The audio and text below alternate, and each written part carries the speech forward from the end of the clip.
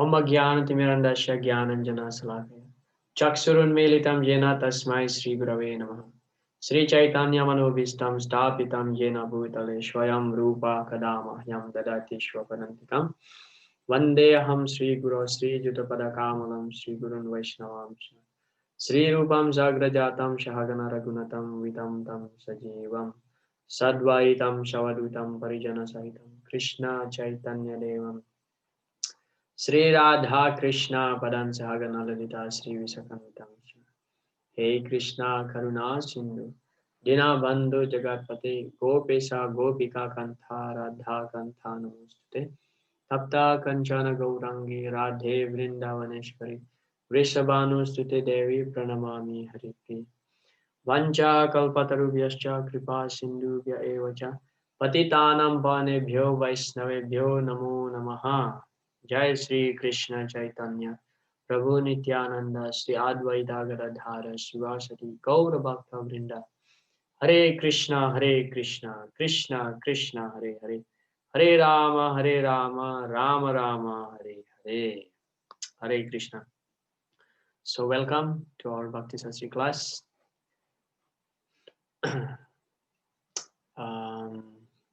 Yeah, how many of you have watched the video that I made on Thursday? Can kindly raise your digital hand. We have an option here. Or none of you have watched that video.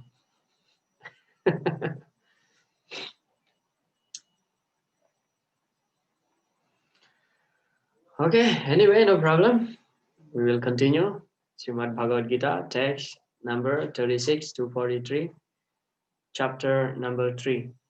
Actually, in the previous video, I was asking a question regarding Sukadev Goswami being an impersonalist, because it is described in the Srimad Bhagavatam that he was impersonalist in the beginning, and later on he is converted into devotee. But as we know that Sukadev Goswami, he is the parrot of Srimati Radharani. That means he is a devotee, eternally a devotee of the Lord. Then why it is described that in the beginning he was a impersonalist. So anybody would like to answer that question? Hare Krishna Prabhu. Yes, Nagarjun Prabhu. In the beginning stage of Sukadeva Goswami, he doesn't want to come out of from his mother womb. I hear that he stayed in the mother womb for 16 years because he doesn't want to contaminated by the material world. Even after coming from the material world, he left his father and he go in the forest. He seems like very impersonalist. But later, with the Lord mercy, he given Bhagavatam class to Parikshit Maharaj. So he was get the instructions from the Lord and he get purified. He engaged himself in a Krishna conscious way. And he became actually he's a liberated person. He increased his level from goodness to perfect stage. So this is what my understanding, Prabhu. Thank you, Prabhu. Hare Krishna. Thank you very much for your contribution. Yeah, that's true. But another aspect that I was looking at is that in his previous lives, Sukadev Goswami, he was the parrot of Srimati Radharani, and he got the chance to hear Srimad Bhagavatam from Lord Shiva when Lord Shiva narrated the Srimad Bhagavatam to Parvati. And then he entered the womb of his mother, the wife of Vyasadeva, and while he was in the womb of Vyasadev's wife, so Vyasadeva was reciting the Bhagavatam So that means he was a devotee even from the previous life. And my question was, how come that he became an impersonalist? So that was the question. But of course, your question, Nagarjun Prabhu, is very much appreciated, and that's true. Any other comments? Maybe from Anandamoy Prabhu, because he's also teaching Bhagavatam in the school to his students. Maybe he would like to say something on that regard. Anandamoy Prabhu, please.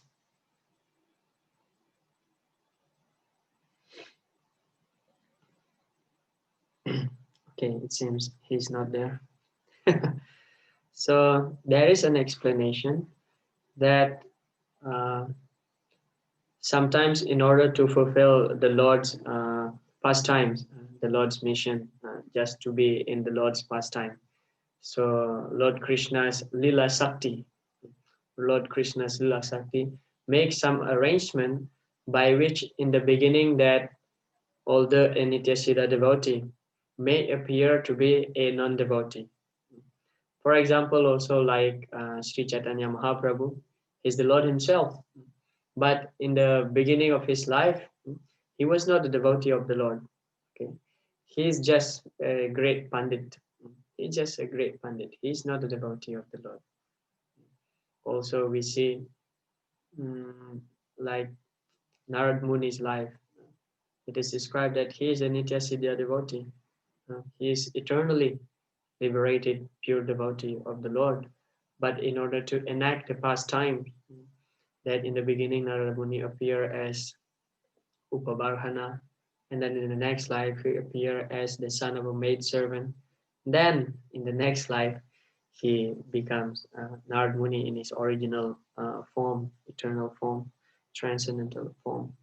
So this is just to emphasize that although those who are liberated, the Atmarama, those who are liberated, like Sukadev Goswami, he's impersonalist in the sense of he's a Brahmavadi. So he's a Brahmavadi, he's a Jnani, he's a self-realized. So just to enact the pastime, to establish the point that even those who are liberated, like Sukadev Goswami, also get attracted by Krishna's quality. So that was interesting for me. All right, we shall continue. Text number 36 to 43. Hopefully we can cover the third chapter today and complete it. Yeah, complete the third chapter today. So here we will be discussing about beware of lust and anger. Arjuna asked Krishna what forces us to act sinfully, abandoning one's prescribed activities, one's karma. And Krishna describes our eternal enemy in the form of lust.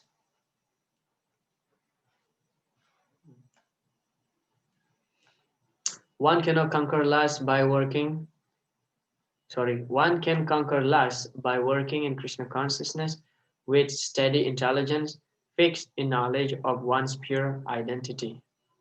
Okay. So I would like to start today's class with this lecture by Srila Prabhupada. Srila Prabhupada says, anyway, this begging business is not for a householder or a military man. Therefore, Krishna says that don't try to imitate the business of a sannyasi or a brahmana. You are kshatriya. Your duty is to fight, so you should follow your own prescribed duty. Don't try to imitate others. But one can attain perfection by being engaged in his occupation, provided he does it in Krishna consciousness. So Krishna is asking him to fight, and he is a professional fighter. So if he fights in accordance with the order of Krishna, there is his perfection. This is the purport. So Krishna will be asked by Arjuna that what actually forced us to act in such a way that we wanted to uh, abandon our duty.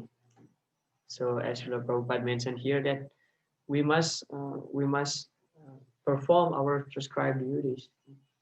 So don't try to imitate a sannyasi or a brahmana.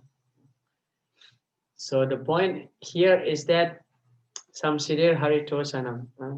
We are trying to please Krishna. So what can please Krishna the most? So to please Krishna means to follow his instruction. So Arjuna is asked by Lord Krishna to fight. So the way of Arjuna to please Krishna is simply to fight, not try to become a renounced person like a sannyasi or becoming a brahmana. So Krishna will be pleased with us when we just follow whatever he asks us to do. So that's it. Samsiddhir Haritosana. Text number 36. Arjuna said, O descendant of Vrishni, by what is one impelled to sinful acts, even unwillingly, as if engaged by force? The purport of Prabhupada mentioned, a living entity, a part and parcel of the Supreme, is originally spiritual, pure, and free from all material contaminations. Therefore, by nature, he is not subject to the sins of the material world. But when he is in contact with the material nature, he acts in many sinful ways without hesitation, and sometimes even against his will. So we find this kind of situation sometimes in our life. We know that something should not be done, and we know that perfectly, but somehow or other, still we are committing mistake. And after doing it, we feel regret. So we are acting as if we are being forced. So that is Arjuna's question here to Lord Krishna. Sinful actions are not, however, impelled by the supersoul within, but are due to another cause, as the Lord explained in the next verse. So the answer will be in the next verse. What is that thing that forcing us to act sinfully? This is one of the classic verses in the Srimad Bhagavad Gita. Very famous Sri Bhagavan Uvacha, Kama esa krodha esa rajoguna samudbhava, Mahasano mahapapma vidyenam iha vairinam. Translation: the Supreme Personality of Godhead said, it is lust only, Arjuna, which is born of contact with material mode of passion and later transformed into wrath, and which is all devouring sinful enemy of this world. So karma. So because of this karma, we are forced to act sinfully. And how this karma appear? It appears from the Rajoguna. Rajoguna, the mode of passion. Rajoguna samudbhavaha. So from karma, when karma is unfulfilled, anger appear. Anger arises. So karma is a krodha is a Rajoguna. Vidyanam iha vairinam. Iha vairinam means the greatest enemy, devouring sinful enemy. So Srila Prabhupada gave the analogy in his purport, just like milk get in touch with the sour tamarind. So what happened? That milk will turn into curd.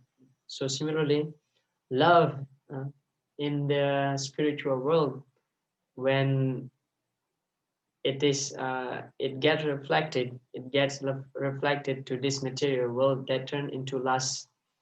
In the 15th chapter of Bhagavad Gita, we will find this description. Urdhva mula madasakam aswatam prahur avyayam chandam siyasya parnani yastam veda savedavid. So like there is a banyan tree. There is a banyan tree, but the root is on the top and the branch downward. So this is the material, the tree of the material world. So this tree is the reflection of the original tree. Just like there's a tree stand on the banks of a river or a lake, for example. So we can see the reflection of the original tree. Original tree means the branch upward and the root downward. But the reflection on the water that we see is that the root upward and the branch downward. So whatever is there in the spiritual world. It's actually got reflected here in the material world, and that's exactly the opposite. Just like love, it just turned into lust. And in the spiritual world, everything is eternal. Here is everything not eternal. So things like that. So Srila Prabhupada mentioned, yeah, here the sense of love of God becomes transformed into lust as milk in contact with sour tamarind is transformed into yogurt. Prabhupada continues. When lust is unsatisfied, it turns into wrath. Wrath is transformed into illusion. Illusion continues to material existence. So this we have discussed in the second chapter, text number 63, 64. Yeah, Vyayato Vishayam verse. Come back to that again.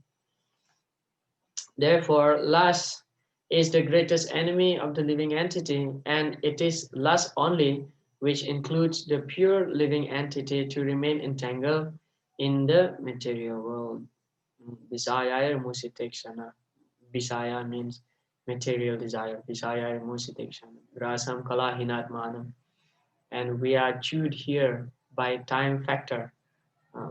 So the time factor is just like a snake keep biting us, we fall down in the dark well. So the kala, there are some kala hina atmana. So the snake is swallowing whatever we possess, so-called whatever we possess. So time will consume whatever we possess, like wealth, relation, relationship with family, family members, friendship. So everything will be ultimately destroyed by time. Grasam kala hainat manam. The origin of everything is the Supreme Brahman. Therefore, the origin of lust is also in the Supreme. Very interesting statement here by Srila Prabhupada. So everything is coming from Krishna, right? Aham sarvasya prabhavu. Krishna says that everything comes from me. Aham evasam evagri. Also in the first Chatusloki of Bhagavatam. In the second canto, we find Aham evasam evagri. Everything in the beginning, Krishna is the origin of everything. Janmadhyasa yataha, also the first verse of the Srimad Bhagavatam. So everything emanates from Krishna. So including lust is also origin. The origin of lust is also Krishna. But that the understanding is that it is love actually which get reflected. So that turn into lust. That's the understanding. Because Krishna, uh, well, he actually is not contaminated by the three modes of material nature. Therefore, we cannot say that Krishna has lust. Although we find in his pastimes that, Krishna seems to be a very lusty person, right? He has stolen the dress of the gopis, for example, or he has 16,108 wife. That's like, whoa, very lusty. But actually, it is not so because Krishna did that with love. Krishna did that with love. Because when Krishna stolen the dress of the gopis, actually, that was the desires of all the gopis. So Krishna fulfilled that out of his love for his devotees. So whatever his pure devotees desire, so Krishna will fulfill that. So Krishna is not afflicted by lust. Both lust and wrath can be spiritualized. It's also interesting. So the example Srila Prabhupada gave that just like the gopis, they have lust in their heart and they connect that to Krishna. So this lust can be spiritualized, can be transformed into love. So also wrath, anger, like Hanuman, we see he was using his anger in the service of Lord Ram to burn Lanka. So that anger will be spiritualized. So whatever connected to Krishna will be spiritualized, because Krishna is like the Chintamani stone. If you touch the Chintamani stone, if you touch an iron or any stone with Chintamani stone, so it will also transform into jewel. So that is from the Prabhupada. So regarding lust, lust is actually, uh, yeah, as Krishna mentioned here, that is the greatest enemy, the greatest enemy. Therefore, if we study the Srimad Bhagavatam in the seventh canto, Prahlad Maharaj was asked by Lord Nrsimhadev. So after Lord Nrsimhadev killed Hiranyakasipu, and then nobody dared to approach Lord Nrsimha to pacify him, and only Prahlad was able to pacify Lord Nrsimhadev. And after Lord Nrsimhadev got pacified by Prahlad Maharaj, so Lord Nrsimhadev asked Prahlad Maharaj, "So my dear Prahlad, I'm very pleased with your service. Please tell me uh, what kind of benediction that you want I shall fulfill, whatever." And then Prahlad Maharaj replied, "Yadi dasyasi me kamam varam tum varadarsava kamanam hridiyasam roham bhavatastu brinevaram." So he said that kamanam hridiyasam roham. Let there be, Prahlad Maharaj said, let there will be no material lusty desire in my heart. That's my desire, Prahlad Maharaj said. So very interesting, because lust is very dangerous. We see also the prayer of Queen Kunti in the first canto, Srimad Bhagavatam, 8th chapter. As she said, one of the prayers mentioned, Twayi me nanya visaya, na anya visaya, Twayi me na anya visaya matir madhupati safit, ratim udwa hatat adha gange vaugam udanmati. So she said that Twayi me na anya visaya. Visaya means material desire. So let my attention only absorb to you, Twayi me, na anya visaya, and there's no material desire. Let me not being distracted by material desire. Gange Vaugam Udanvati. So just like the Ganga flowing toward the ocean without hindrance. So let all my attention be uh, just get attracted to you without any hindrance. That's what her prayer to Lord Krishna, which is very nice, because lust is very dangerous. Little bit lust in our heart, that will, like put us into illusion, greatest illusion. We may act so foolishly. We may act so foolishly when we have lust in our heart. Then after we act, when we realize it, we'll think that that's really stupid. Why I did that? Why I did that? Just like Brahma, he got lusty with his own daughter, and then he was running after his own daughter, and Lord Shiva was, uh, chastising Lord Brahma. Lord Shiva was chastising Lord Brahma. There is a description. There is a description that in the beginning, Lord Brahma, he has 5 heads. There's that description. He has 5 heads. So when he saw uh, his daughter, so he was searching to all direction, in the 4 direction, and then her daughter ran away to upward, upper planetary system, tried to seek shelter to Lord Shiva. And then because her daughter goes up, so one more head appear from Lord Brahma's forehead, and that head actually got chopped out by Lord Shiva. And then Lord Shiva chastised Brahma, his own father. See, and then Brahma realized that, oh yeah, actually that was, simply a lust, and that was so stupid, so silly. And then he decided to give up that body. There is a description in Srimad Bhagavatam like that. Okay. Text number 38. As fire is covered by smoke, as a mirror is covered by dust, or as the embryo is covered by the womb, the living entity is similarly covered by different degrees of this lust. The purpose, Srila Prabhupada mentioned, therefore, human form of life is a chance for the living entity to escape the entanglement of material existence. In the human form of life, one can conquer the enemy. What is that enemy? The lust. By cultivation of Krishna consciousness under able guidance.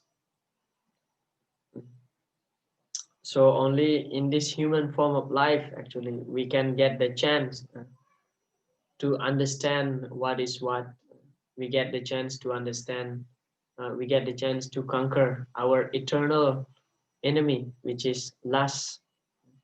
In the animal body, we cannot conquer this lust. Therefore, Srila Prabhupada mentioned that this Krishna consciousness movement is meant only for the human being, not for the cats and the dogs. Prabhupada mentioned like that. So yeah, therefore we find actually a lot of verses, especially in the Srimad Bhagavatam, glorifying the, what do you call this, the fortune, actually glorifying, mentioning the fortune, the great fortune that any soul begetting a human form of life. So he's so fortunate, like the famous verse Komarama Charit Pragyo in the 7th canto by Prahlad Maharaj. Komarama Charit Pragyo Dharman Bhagavatamiha Durlabam Manusam Janma. So Durlabam Manusam Janma, this human form of life is very, very difficult to obtain.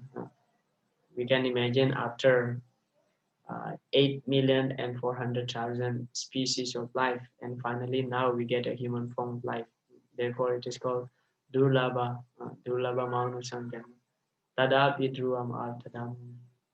Therefore, in the beginning, Kumaram Acharya Prabhu, we have to, as soon as possible, we have to train ourselves in Krishna consciousness, and especially those who are grihastas. I don't know how many grihastas here. I think only myself and Chaturatma Prabhu is a grihasta also. So to train our kids in Krishna consciousness as early as possible is actually a very good practice. Because yeah, as we see also Rishabhadev Maharaj in the 5th canto, 5th chapter of Bhagavatam, started his instruction by saying, Nayam deho deha bhajam nare loke kastan kaman.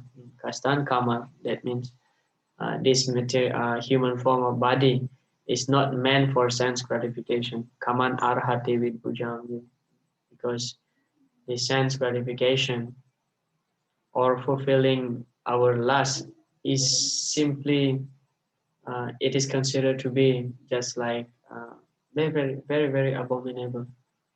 So Srila Prabhupada explained that this sense gratification is available in all types of bodies, in all types of bodies, including the dogs and hogs. So with bhuja means the stool eater, like the dogs and hogs. So the human form of body is not meant for sense gratification. Na ayam deho deha. Okay.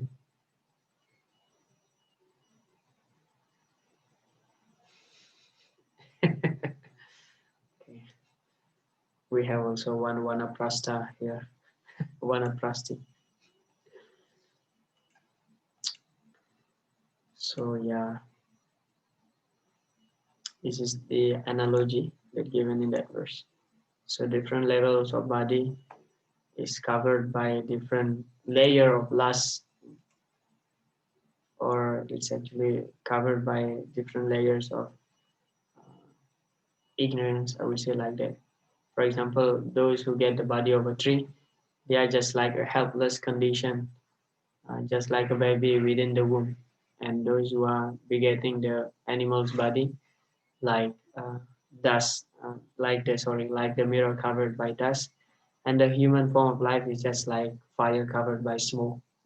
So,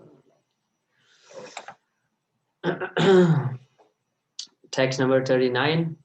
Avritam jnaname tena jnanino nityavairina kamarupena kaunteya duspurena na lena cha. Kamarupena kaunteya duspurena nalena. This last is cannot be satisfied. Thus, the wise living entity's pure consciousness becomes covered by his eternal enemy in the form of lust, which never satisfied and which burns like fire. Mm.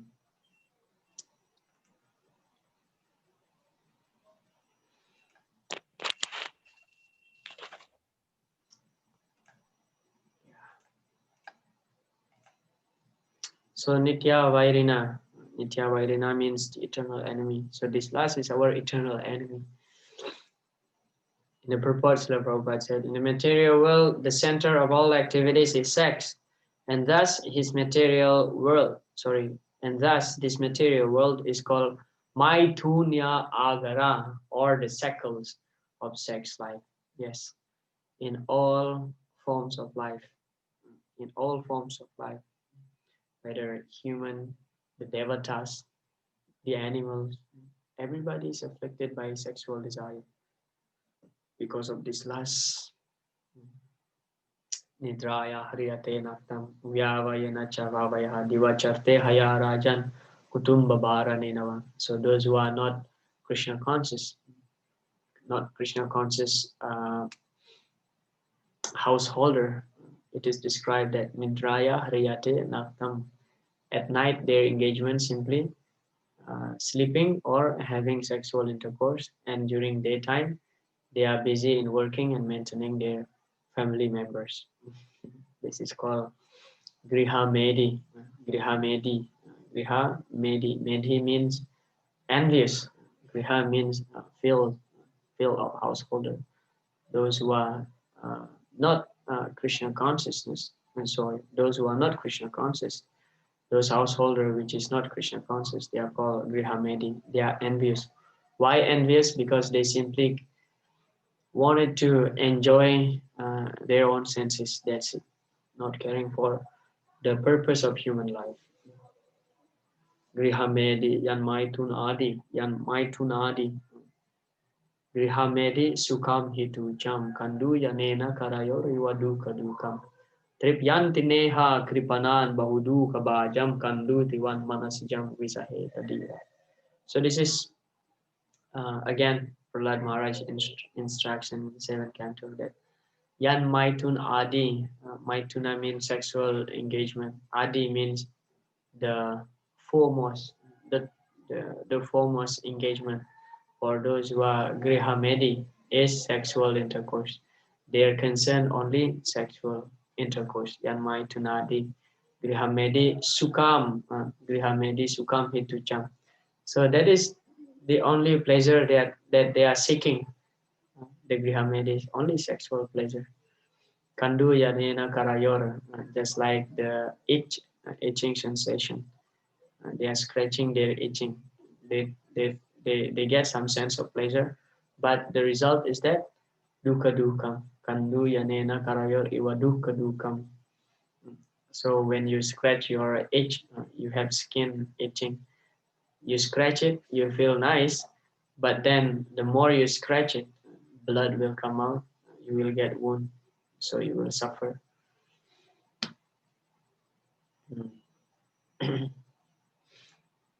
Text number 14. The senses, the mind, and the intelligence are the sitting places of this lust. Through them, lust covers the real knowledge of the living entity and bewilders him. Mind is the center of all activities of the senses, and thus, when we hear about sense object, the mind generally becomes a reservoir of all ideas of sense gratification, and as a result, the mind and the senses become the repositories of lust. So yes, the mind will dictate the senses to act. So, for example, when the eye seeing something, seeing the sense object, when the eye seeing the sense object, immediately these eyes will send the picture to the mind, and then the mind will process it and will dictate what next to do. So therefore it is mentioned that the senses, the mind, and the intelligence are the sitting places of this lust. It is interesting also why it is mentioned here intelligence. Intelligence also the sitting places of lust. Through them, lust covers real knowledge and the living entity, real knowledge of the living entity and bewilders him. So the intelligence will be polluted when it is affected by lusty desire. So this lust is actually a very, very big problem.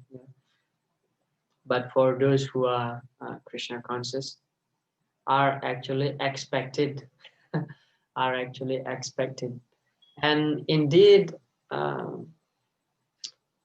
we are in some degree, if we compare ourselves, if we flashback ourselves before and after Krishna conscious, Krishna, when before and after we join Krishna consciousness movement, so we can flash back, we can try to remember that time before we join Krishna consciousness movement, and now, well, now we maybe still have some lusty desire in our heart, but compared to before, like that was like, you know, uh,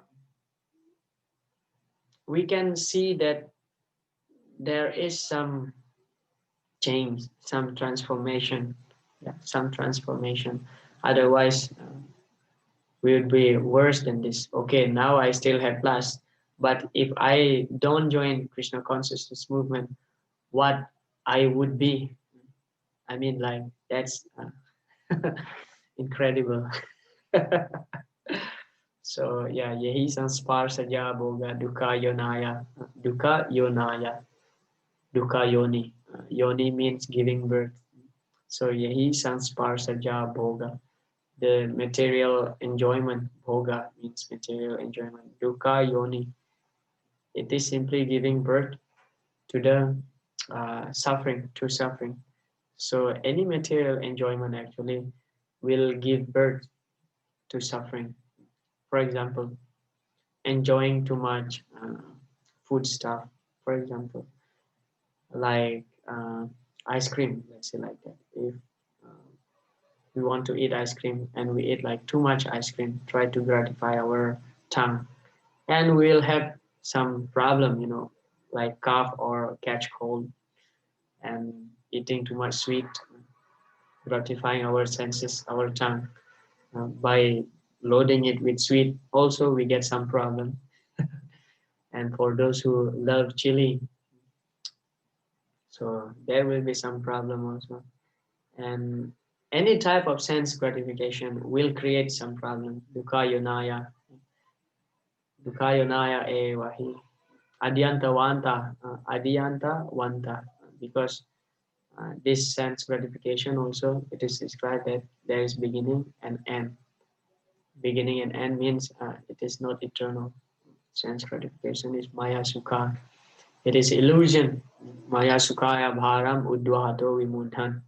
For those who are very much attracted by this kind of maya sukha, illusory pleasure, they are vimudhan. They are bewildered by lusty desire, and their intelligence is lost. Adyantavanta Kauntiya Natesu Ramate Buddhaha. For those who are intelligent, Buddhaha, Natesu Ramate, they will not derive any pleasure from sense gratification. I mean, they're not very much attracted by sense gratification because they know the truth. If I do this, I will suffer the consequences. So like that. Mm. Lusty intelligence influences the spirit soul to acquire the false ego and identify itself with matter. And thus, with the mind and senses, the spirit soul becomes addicted to enjoying the material senses and mistake this as true happiness. That was from Srila Prabhupada's purport. So there is a lecture by Srila Prabhupada I put in the screen. So Krishna is giving you direct information. Here is your enemy. Where? Senses, mind, intelligence. There is lust. So if you can understand, here is my enemy, and if you try to drive out the enemy, you take precaution. What is that precaution? You engage your senses in Krishna consciousness, in Krishna conscious activities. The lust will have no more place to attack your senses or sit on your senses. You engage your mind in Krishna, immediately the lust from the mind will go away. Similarly, you apply your intelligence, how to work on Krishna consciousness. These are the process. This is Srila Prabhupada's lecture to that verse, 3.40, Los Angeles, 1st January 1969. Okay, yeah, because lust, as we have discussed in the beginning, yeah, the verse number 37, Krishna mentioned that lust appear from due to the contact of the mode of material nature, especially with the Rajogun. But as Srila Prabhupada mentioned here, that Krishna is giving us the clue, the information that this is your enemy. So if we know the enemy gonna attack us, so we take a precaution. So we have to be able to defend ourselves or even to conquer the enemy. So to conquer the enemy. Tada rajastamo bhava kamalo badayas chaye cheta etair anavidham sthitam sattve prasidati. So tada rajas tamo bhava. So the lower modes of material nature will influence us. The rajogun and tamogun. Tada rajas tamo bhava. Kama loba. So kama appear from rajas, the modes of passion. Kama, loba, and loba means greed. Kama, loba, dayaschari. Cheta etair anavidham stitam sattve prashadati. But if we continuously hear Krishna Katha, hearing the Srimad Bhagavatam or Bhagavad Gita, stitam sattve prashadati, will become uh, situated in the mode of goodness, stitam sattve, and then the result is that prasidati. Prasidati means we are completely happy. Mm. Text number 41. Therefore, O Arjuna, best of the Bharatas, in the very beginning, curb this great symbol of sin, lust, by regulating the senses, and slay this destroyer of knowledge and self-realization. When love of God deteriorates into lust, it is very difficult to return to the normal condition. Nonetheless, Krishna consciousness is so powerful that even a late beginner can become a lover of God by following the regulative principles of devotional service. So Srila Prabhupada is explaining here, something is better than nothing. That even a late beginner can become a lover of God. So of course it is advised, Kumara Macharet Pragyo, be Krishna conscious as early as possible. But as we know that not everybody get the chance to get in touch with the devotees and become Krishna conscious in their early age. Sometimes we become devotee after 25 years old, or those who are not so fortunate. Well, actually they are fortunate because they are uh, meeting the devotees, they meet the devotees. Sometimes people get in touch when they are 40 or 50, but still there is no loss any in any stage of life. If one gets in touch with the devotees and taking up Krishna consciousness activities, so his life is guaranteed to achieve success. Yeah, to achieve success. So, like the story of King Katwanga, we have discussed that in the previous classes. That King Katwanga, just 12 minutes, 24 minutes actually, 24 minutes before he left his body. So because he was helping the demigods to conquer the demons. So the demigods asked King Katwanga, please ask any boon, we shall fulfill that. Katwanga said that, please give me liberation. Demigod said, no, we cannot give because we ourselves are not liberated. Please ask something else. And then he asked, please tell me when I shall give up this body. And then the demigod said, within 24 hours. So immediately he went back to the earth, to this earth. And by then, half of that 24 hours lost. And within 12 hours, he perfected his life, attained love of Godhead, and go back home, back to Godhead.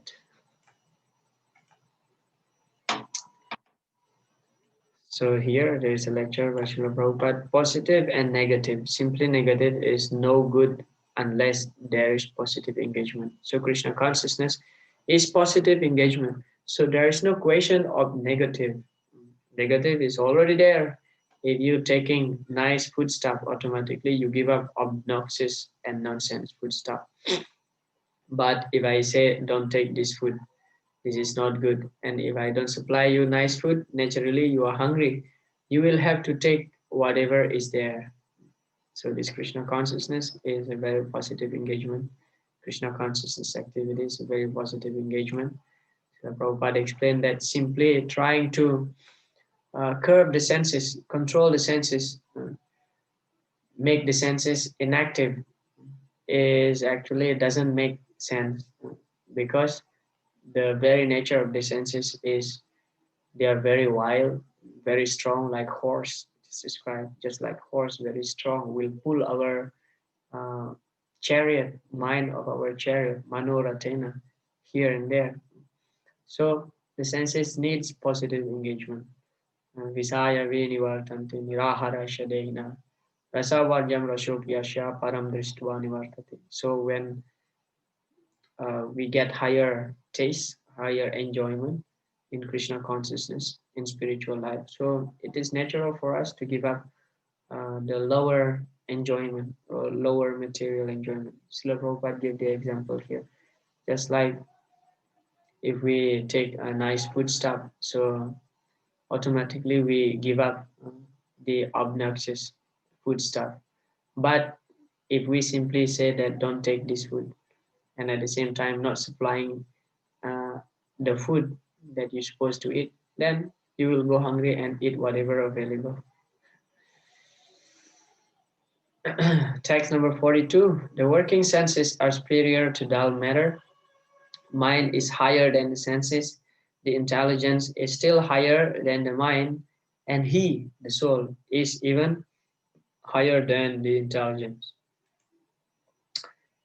If therefore the soul is directly engaged with the Supreme, naturally all other subordinates, namely the intelligence, mind, and senses, will be automatically engaged. So first of all, we ourselves should connect ourselves to Krishna. The soul should be directly engaged in Krishna's service. Then other things like intelligence, mind, senses will be automatically engaged. Of course, that's automatic when we have desire to serve Krishna. Then how to serve Krishna? So we utilize our senses, we utilize our mind, our intelligence. But sometimes the mind, the senses, very, very strong, and they would rebel. They will rebel against, despite of our effort of becoming Krishna conscious, try to serve Krishna. Sometimes the mind will get allured by some material desire. Well, that's a normal thing for those who are the sadhakas, those who are performing sadhana bhakti. That's the natural thing because we are still on the level of practicing devotional service. But once we attain the level of sadhya, sadhya means the perfectional stage. So the material desire, they may come, but we just ignore it. We just ignore it. Puryavanam achala pratistam samudram apa pravisanti advat. Tadvat kamayam pravisanti sarve sasantim apnoti nakamakam. Just like thousands, hundreds and thousands of rivers flowing into the into the ocean. So thousands of river entering the ocean, but the ocean remains still in its position, it fixed. So that's actually how a devotee is expected. A devotee of the Lord is expected like that. Material desire may come at any time, and there are so many allurements. But as devotees, we just try to remain, fixed in our meditation to Krishna and just ignore that material desire. Sasantim apnoti. So in that way, we can be completely peaceful. Na kama kami. So that material desire may come, but we just uh, try to withdraw our mind again, use our intelligence that if I do this, ultimately I will regret. Why we have to fall again and again on the same ditch, the same hole again and again. An intelligent person will not fall to the same hole again and again. Therefore, directly understanding the constitutional position of the soul is the solution of the whole problem. Yeah. So by understanding our constitutional position of the soul, which is the eternal servant of Krishna, Nitya Siddha Krishna, what is that? Swarupa Jivera Hoy Nitera Krishna Das. So when we understand that we are the eternal servant of Krishna, then the whole problem is solved actually. So the problem in our life comes when we are forgetting Krishna. So Prabhupada explained the situation of Arjuna. Arjuna here, he feels a dilemma because he turned his face toward another thing, and he's forgetting Krishna who's sitting next to him. So Krishna is sitting next to all of us as the Paramatma. But when we turn our face to another direction, looking for some other companion, some other enjoyment, that's how we are actually get bewildered and we suffer. But when we, aware that Krishna is sitting next to us, and we know we are aware that our position is actually to serve Him, then there is no problem. So now the solution is that just to turn back our face toward Krishna. That's it. The last one. Thus, knowing ourselves to be transcendental to the material senses, mind, and intelligence. O mighty Arjuna, one should steady the mind by deliberate spiritual intelligence, Krishna consciousness, and thus by spiritual strength, conquer this insatiable enemy known as lust. So lust again, duspurina na lenacha, cannot be satisfied. Material desire, karma, can never be satisfied by any amount of supply of the fuel of material enjoyment, because it is just like fire. Najatu kama kama nam upabhogena samyat. This verse I quoted many times actually. Maybe you're tired of hearing it. Why this guy is quoting the same verse again and again? Well, because it is applicable. Yeah, najatu kama kama nam upabhogena samyati. So the karma cannot be satisfied by any amount of sense gratification. It will demand more and more. Just like we are pouring ghee into the fire will not get subdued, but will demand for more ghee. In the immature stage of material existence, philosophical speculations and artificial attempts to control the senses by the so-called practice of yogic posture can never help a man towards spiritual life. He must be trained in Krishna consciousness by higher intelligence. So there are so many so-called yoga center, uh, but actually the purpose of yoga is to control the senses, to control the senses. So unless one is engaged in Krishna consciousness, one will not be able to control the wild senses. Senses is very wild, very strong. Yeah.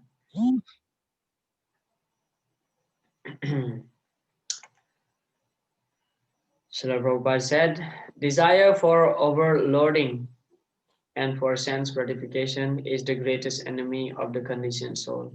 But by the strength of Krishna consciousness, one can control the material senses, the mind, and the intelligence. One may not give up work and prescribed duties all of a sudden, but by gradual developing Krishna consciousness, one can be situated in transcendental position without being influenced by the material senses and the mind by steady intelligence directed toward one's pure identity. This is the sum total of this chapter.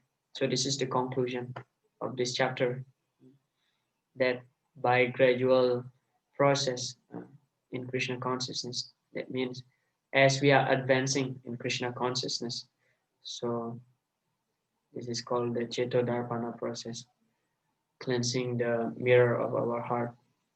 Yeah.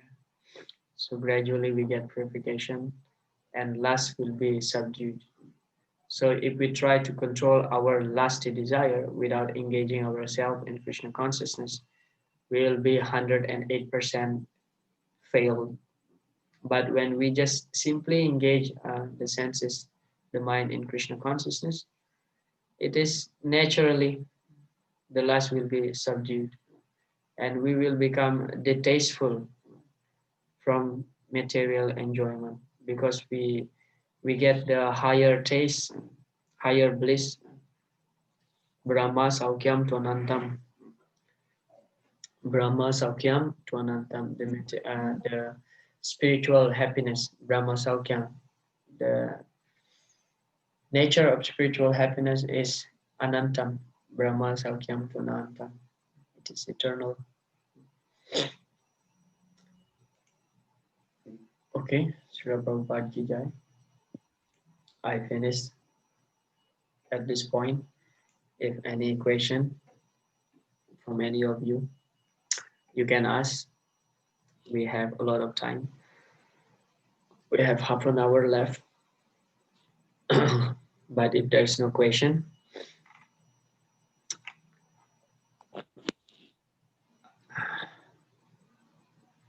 I shall take leave.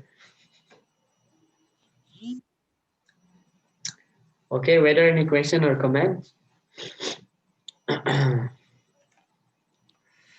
Okay, no question. Yeah, no question. Thank you very much for attending the class. We'll see you again on Thursday. Hare Krishna. Jai Srila Prabhupada, Vancha Kalpatarubhyascha Kripa Sindhubhya Evacha, Patitanam Pavanebhyo Vaishnavabhyo, Namo Namaha, Hare Krishna.